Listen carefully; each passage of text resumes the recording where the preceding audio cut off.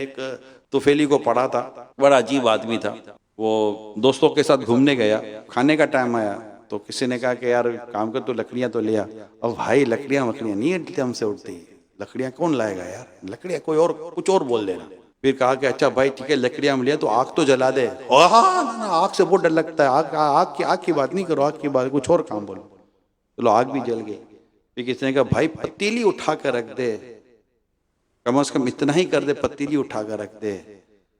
यार बस थक गया है यार, कर ले पतीली, अभी क्या इतना छोटा सा काम मुझे दे रहे हो यार, पतीली रख लो ना।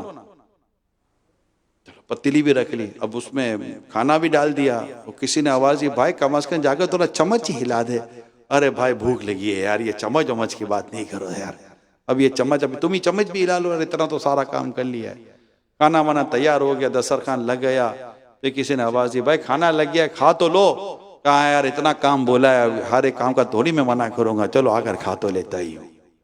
तो ये बातों का तुफैली होते हैं इस तरह के, कोई काम नहीं करते हो खाने के लिए ऐसे धाड़ करके बैठ जाते हैं कि बस ठीक है। तो यूं घर का निजाम ऐसे नहीं चलता, घर का निजाम ये मिलजुल कर चलता है।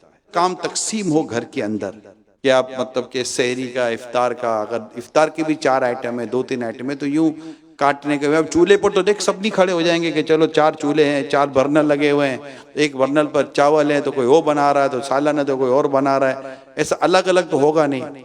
तो यूं मतलब कि सफाई के लिए, पकाने के लिए, कटिंग के लिए, तो यूं मतलब मिक्स के दस्तरखान बिछाने के लिए, दस्तरखान उठाने के लिए अलग अलग सारे काम होते हैं।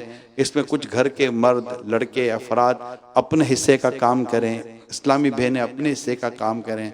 माह रमज़ान है, किसी के काम आएंगे, किसी का बोझ हल्का करेंगे, किसी का दिल खुश करेंगे। फ़राइज़ के बाद सबसे अफजल इबादत मुसलमान के दिल में खुशी दाखिल करना।